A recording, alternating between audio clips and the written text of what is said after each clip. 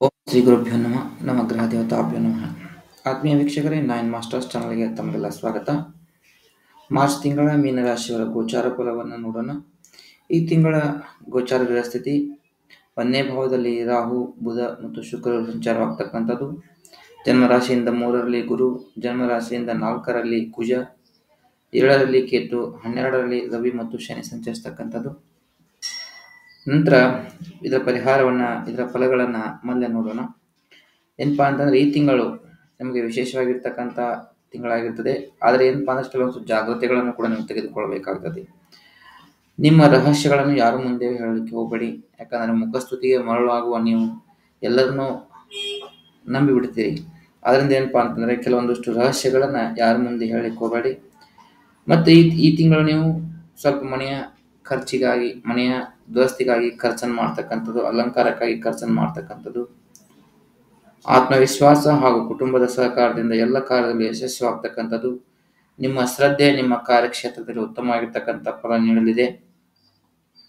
ಆದರೆ ಕುಟುಂಬದಲ್ಲಿ ಸ್ವಲ್ಪ ಕಲಹಗಳು, ಬೇಡದ ವಿಚಾರಕ್ಕಾಗಿ ಕಲಹಗಳು ಉಂಟಾಗ್ತಕ್ಕಂಥದ್ದು. ಇದರಿಂದ ಮಾನಸಿಕ ಕಿರಿಕಿರಿ ಉಂಟಾಗ್ತಕ್ಕಂಥದ್ದು. ಅತಿಥಿಗಳ ಆಗಮನದಿಂದ ಅಶಾಂತಿ ಉಂಟಾಗ್ತಕ್ಕಂಥದ್ದು ಮನೆಯಲ್ಲಿ. ಆರ್ಥಿಕ ವಿಚಾರವಾಗಿ ಸ್ವಲ್ಪ ಖರ್ಚು ಜಾಸ್ತಿ ಆಗ್ತಕ್ಕಂಥದ್ದು. ಅರ್ಧ ತಿಂಗಳಿನವರೆಗೂ ಖರ್ಚು ಜಾಸ್ತಿ ಇರ್ತಕ್ಕಂಥದ್ದು. ಮತ್ತು ಅರ್ಧ ತಿಂಗಳಿನ ನಂತರ 16ನೇ ತಾರೀಕಿನ ನಂತರ ನಿರುದ್ಯೋಗಿಗಳಿಗೆ ಉದ್ಯೋಗ ಲಾಭ ಆಗ್ತಕ್ಕಂಥದ್ದು. ಕೌಟುಂಬಿಕ ಕಲಹದಿಂದ ವೃತ್ತಿಯಲ್ಲಿ ಉದಾಸೀನತೆ ಹೊಂದತಕ್ಕಂಥದ್ದು.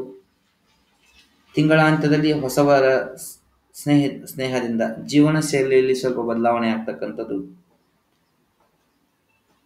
ಮತ್ತು ನಿಮ್ಮ ಕನಸುಗಳು ನನಸಾಗಲಿಕ್ಕೆ ಪ್ರಯತ್ನವನ್ನು ಮಾಡ್ತಕ್ಕಂಥದ್ದು. ಜೀವನದಲ್ಲಿ ಏನೋ ಏರುಪೇರುಗಳು ಕಂಡು ಬಂದರೂ ಮಾನಸಿಕ ಖಿನ್ನತೆ ಉಂಟಾಗ್ತಕ್ಕಂಥದ್ದು. ಆದರೆ ಆತ್ಮವಿಶ್ವಾಸ ಒಂದು ನಿಮ್ಮ ಹತ್ರ ಇದ್ದರೆ ಎಲ್ಲವನ್ನು ನೀವು ಸಾಧಿಸಬಲ್ಲಿರಿ. ಎಲ್ಲವನ್ನು ನೀವು ಎಂಥ ಪರಿಸ್ಥಿತಿ ಬಂದರೂ ನೀವು ಜಯಿಸಬಲ್ಲಿರಿ. ಧಾರ್ಮಿಕ ವಿಚಾರಗಳಲ್ಲಿ, ಕಾರ್ಯಗಳಲ್ಲಿ ಆಸಕ್ತಿ ಇರತಕ್ಕಂಥದ್ದು. ದೂರಿನ ವ್ಯಕ್ತಿಗಳೊಂದಿಗೆ ಸಂಪರ್ಕ ಹೊಂದಿರತಕ್ಕಂಥದ್ದು. ಪ್ರಯಾಣದಲ್ಲಿ ಎಚ್ಚರವಾಗಿ ಇರಬೇಕಾಗುತ್ತದೆ. ಹೊಸ ವ್ಯಾಪಾರದ ಯೋಜನೆಗಳು ಅನುಷ್ಠಾನಕ್ಕೆ ತರುತ್ತೀರಿ. ಇದಿಷ್ಟು ನಿಮ್ಮ ಗೋಚಾರ ಫಲವಾಗಿರುತ್ತದೆ. ಈ ತಿಂಗಳು ಪರಿಹಾರಾರ್ಥವಾಗಿ ಏನಪ್ಪಾ ಅಂತಂದ್ರೆ, ಹನುಮಾನ್ ಚಾಲೀಸವನ್ನು ರೆಗ್ಯುಲರ್ ಆಗಿ ಪಠನೆ ಮಾಡಿ, ಆಂಜನೇಯ ದೇವಸ್ಥಾನಕ್ಕೆ ನಡೆದುಕೊಳ್ಳಿ. ಮತ್ತು ಎಲ್ಲಿ ನಾಗ ಪ್ರತಿಷ್ಠೆ ಆಗಿರ್ತದೆ, ಕುಕ್ಕೆ ಸುಬ್ರಹ್ಮಣ್ಯ ಆಗಿರ್ಬೋದು, ಇಂಥ ಯಾವುದೇ ನಾಗ ಪ್ರತಿಷ್ಠಾನ ಇರ್ತಕ್ಕಂಥ ದೇವಸ್ಥಾನಗಳಿಗೆ ಭೇಟಿಯನ್ನು ಕೊಡಿ. ಬನ್ನಿ ಈ ತಿಂಗಳ ಶುಭಾಶುಭ ದಿನಗಳನ್ನು ನೋಡೋಣ. 5, 6, 7, 15, 16, 25, 26 ಈ ದಿನಾಂಕಗಳು ನಿಮಗೆ ಶುಭವಾಗಿರ್ತಕ್ಕಂಥ ದಿನಾಂಕಗಳಾಗಿರ್ತವೆ. ಇನ್ನು 12, 18, 22, 23, 24 ಇವು ಅಶುಭ ದಿನಾಂಕಗಳಾಗಿರ್ತವೆ. ಈ ದಿನಾಂಕಗಳಲ್ಲಿ ಯಾವುದೇ ರೀತಿಯ ಹೊಸ ಕಾರ್ಯಗಳನ್ನು ನಿಯೋಜನೆ ಮಾಡ್ಲಿಕ್ಕೆ ಹೋಗ್ಬೇಡ್ರಿ. ಯಾವುದೇ ಪ್ರಮುಖ ಕಾರ್ಯಗಳನ್ನು ನಿಯೋಜನೆ ಮಾಡ್ಲಿಕ್ಕೆ ಹೋಗ್ಬೇಡ್ರಿ. ಇದಿಷ್ಟು ನಿಮ್ಮ ಗ್ರಹಚಾರ ಸ್ಥಿತಿಯಾಗಿರ್ತದೆ. ಎಲ್ಲರಿಗೂ ಒಳ್ಳೆಯದಾಗಲಿ. ನಮಸ್ಕಾರ.